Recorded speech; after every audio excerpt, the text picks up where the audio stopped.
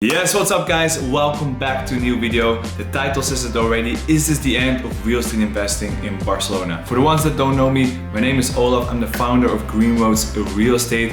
We're a real estate company here in Barcelona and the United States, and we help foreigners to buy real estate. We also have a property management company, so we're actually deep into the market in Barcelona. So let's just jump right into it. Catalonia just passed a new housing law, and it's a big one. Room rentals and seasonal rentals, dus midterm rentals, are being placed in the same system with the rental caps as the long-term rentals. This is going to have a massive impact on the real estate industry here in Barcelona. Hear me out. Yeah, so to give quick context, in Spain you have two different kind of contracts. One is the long-term rental contract. It starts from 5 to 7 years usually. And then you have the seasoning midterm rental contract. This is the contract what the most people use. That's from 31 days, because below it it's a tourist rental apartment, up to 11 months. So a lot of expats, digital nomads, foreigners, also for room rentals, we use the midterm rental contract. Because the long-term rental contract is a rental cap in high tension cities, for example Barcelona, they put it in place so they can put rental caps on different areas in the city, basically the whole city, and based on the apartment, how many square meters, the condition of the apartment, the year, if it has an elevator, if it has a balcony, these kind of characteristics calculates how much per square meter you can charge. And usually this is very low, so an apartment from 73 square meter up to 85 square meter goes between 1,000 up to maximum 1,500 or even 1,300 euros per month. So with the midterm rental, you're not obligated to the rental cap, you could just charge the free market rent.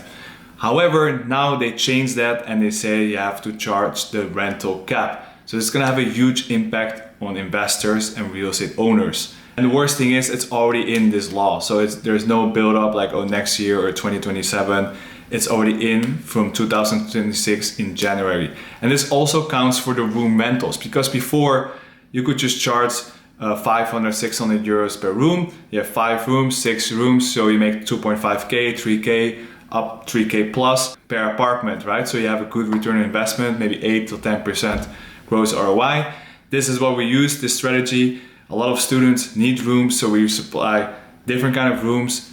And there's actually a shortage of rooms in Barcelona, so that's actually our business model. We had a lot of rooms for our clients that we manage. But now they say you cannot charge more than the rental cap says for this apartment. So imagine you have an apartment that has, let's say, 1,500 euros as rental cap. That means even if you have 5 rooms, you need to divide 1,500 by 5 each room, or at least, or maybe one room can have more than the other, but you cannot surplus this rent. So you cannot go over 1,500, even if you have 5 rooms. So, of course, a lot of tenants are happy with this news. They think, oh, rents are gonna go down. Finally, this is what I've been all waiting for. But hear me out, why is this not gonna happen? Or at least what's gonna happen, and it's gonna have a big impact on tenants as well. So at the moment, Barcelona is really heavily dependent on room rentals because people just simply don't have the salary to rent out a whole apartment, right? Because the salaries are very low. So there's a lot of people coming in, a lot of immigration from all over the world, and people just stay temporary and they need a room. So the room rentals were actually a perfect way to help people that need a place to stay for 6 to 9 months or maybe 1 year plus, to have like a place in Barcelona to live for a decent price. 450, 600 euros is not expensive for a room. But you can only charge, like, let's say 1,200 and 1,500. Why the hell would you have 5, 6 people in your apartment to get the same money? That doesn't make any sense, right? So what's gonna happen? A lot of investors will just finish the contracts. I mean, this is actually what we're doing with our clients now, because we also have to pivot. This is news we just heard like recently. We have to change strategy, and yeah, like I have to advise my clients how to strategize their portfolio. So this is exactly what we are gonna do for our clients in our business. We have to see how is this actually gonna play out in practice, right? So this Friday we have a meetup with the industry, tomorrow actually, with the API industry, and to see, okay, what are the actual implications of this law and what do you need to do. So we get a bit more clarity, because A lot of things are still uncertain at this moment. However, this already gives a very, very red flag for Barcelona, unfortunately, that this law passes. Even if they change a few things, next year's election, so maybe they can change again this law if the right-wing parties win. But overall, it's just a huge red flag, and it's going to be very difficult for investors to still operate here. So what's going to happen for our clients and probably a lot of other investors, what they're going to do if they own a lot of rooms, so they have an apartment, 5 to 6 rooms, they're going to look, okay, which apartment do we own for the longest, which appreciate the most, where we made the most value in this property. Okay, we're going to wait until the contracts are finished and then just simply sell the property. If you have a lot of equity, why would you still keep it if it's not cash flowing well? So these apartments are going to be sold, profit is going to be made, capital is going to float to somewhere else, to Dubai, UK, USA, or somewhere else, maybe in stocks, but it's going to go outside of Barcelona, not staying here. Who's going to buy these apartments? I mean, probably not Spanish people that have a low salary, right? It's going to still be bought by expats or by higher income Spanish people, locals. So in that sense, you're not going to help the lower class to buy this property. Then for the properties that didn't appreciate enough to make a good profit, these ones are going to just be converted to temporary long-term rentals, mid-term rentals, with just two tenants or just a family. They just rent the whole place and no room rentals are going to be done anymore. Because room rentals, first of all, you have a lot of management that's going in, so we charge also more, higher property management fee. Second of all, they're students, they break more things. Like you have a couple, 2 people or 5 or 6 people, the same toilet is going to be used way more. The same shower is going to be used way more. So you just notice the apartment just breaks down easier, a lot of things break down faster. So you just have like more turnover and management costs and capex costs in this kind of apartments if you do room rentals. So that's one thing, and it's just going to be less headache of management. So what's going to happen, these rooms are going to disappear and it's just going to be an expat couple or maybe a local couple that rents this place. That's kind of helps the initial goal of the Spanish government. It's going to be a bit more supply of long-term rental apartments, but the moment that these apartments appreciated enough to sell for break even or slightly a profit, they're going to be sold and there's going to be less inventory for the tenants. Why? Because it's not worth it for an investor to hold this property if they don't make any money, right? If we make 1,000 euros in this apartment and your mortgage is already going to cost 800 euros, you have your homeowner association fee, that's 150 euros a month, you have your property tax, that's 1k a year, all these other costs, then the risk that the tenant is not paying, squatting your home, destroying your property, why would you keep it? It's a very bad investment. So in my opinion, what's going to happen, yes, on the short term, some properties will be lower for rent, some people have more access to rental properties, but in the long run, a lot of inventory is going to disappear on the market, and that's just going to be way more difficult for people to find housing. Students already have a problem finding rooms at this moment. When we post a room, we have like 6-10 applications at this moment with this big inventory. Imagine if like 50% of the inventory disappears. Yeah, the government blames landlords, they blame the system, but they should actually look at themselves as like, why cannot people afford to rent? I mean, first of all, if you look at every major big city, you have this issue, right? Like rents are rising, prices are increasing. But if you look, so this is like a major worldwide issue. It's not only a Barcelona issue. Amsterdam, London, Paris, Shanghai, New York, all these big cities have the same issue, right? Because everyone wants to live in the big city from all over the world. So there's way more competition and there's limited supply, so prices go up. That's just supply and demand. There's this basic capitalistic system. In the matter of Barcelona, Spain, why locals cannot afford it? Because the salaries are, that's just the matter of fact. Why? Because the government taxed the hell out of the companies and the people. So, and they're not using this money in a good way. For example, private investors, when they buy a building, they have to pay, first of all, 20% transfer tax and put 30% social housing and this is not subsidized, 30% social housing from the private investor. Who's going to do that? Nobody, of course. That's a job of the government to subsidize social housing, not private investors' job, right? Because we can just put our money in the stock market and it gives even the same or better return for less work. So why would you do that? And then of course you can say, yeah, Olaf, you have a lot of business interest in real estate here in Barcelona. Yes, I have. And we contributed a lot to the local economy, right? If you look at it, a business perspective for the country Spain, first of all, I attract a lot of foreigners that buy real estate here. They all pay 10% transfer tax. That's every property.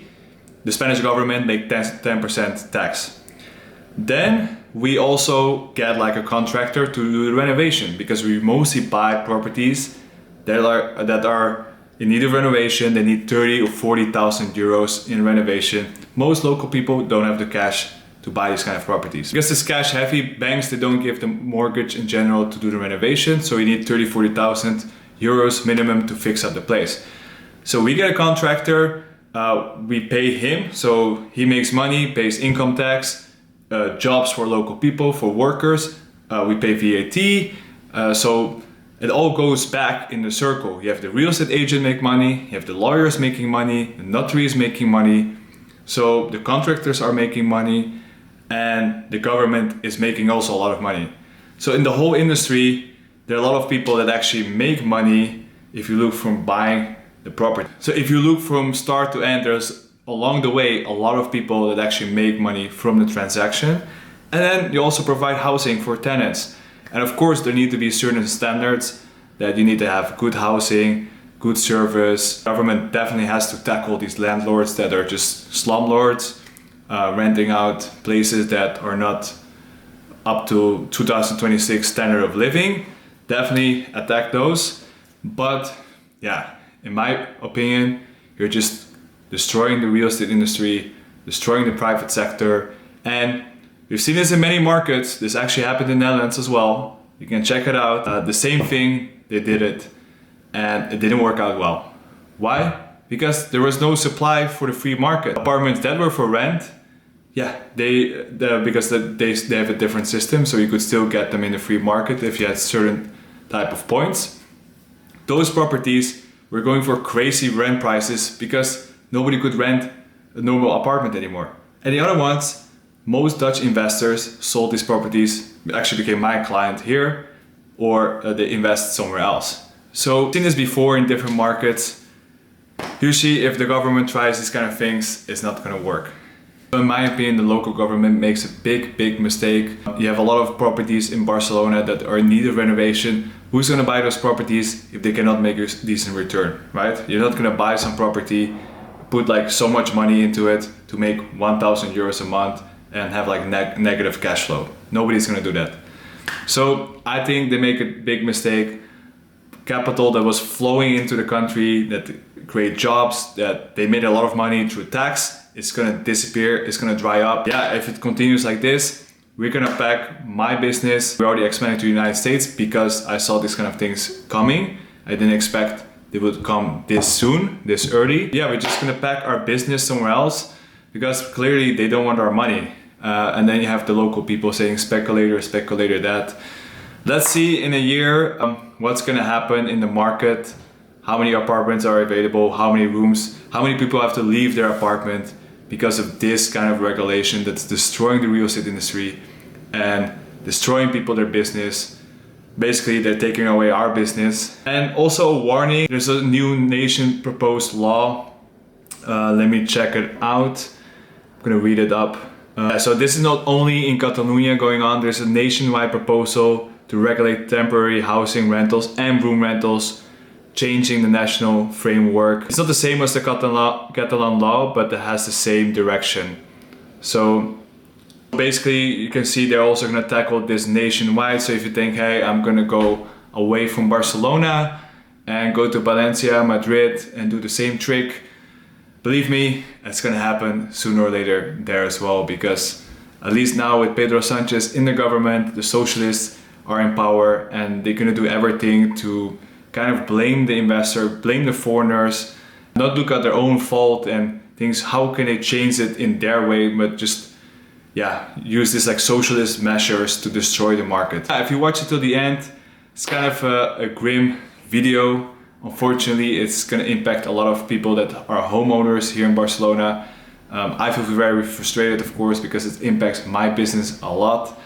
So yeah, what I would do if I were you, room rentals are going to be over. Kind of just copy our strategy, what I just said. Flipping is also difficult. Only if you get properties below 20% market value, you can still flip because it's 10% transfer tax. Yeah, for the rest, maybe commercial properties, that's what you can do. There's no rental caps for that.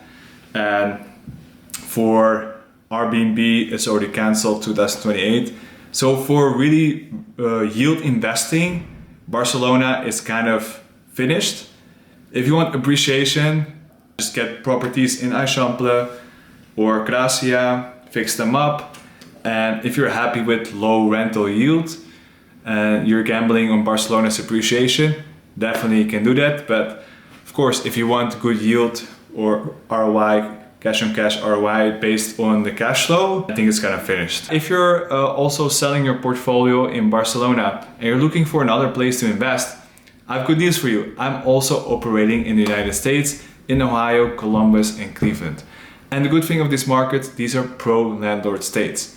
No rental caps, no transfer tax, no socialist that's gonna kill your real estate business. So if you're selling your portfolio in Barcelona and you want to move your capital to a landlord-friendly country/state, then you can check out my website, greenroadsrealestate.com, and schedule a call with me to see how we can buy an investment property in the United States for you and to scale up your portfolio over there without all these rules and regulations that makes your life more difficult.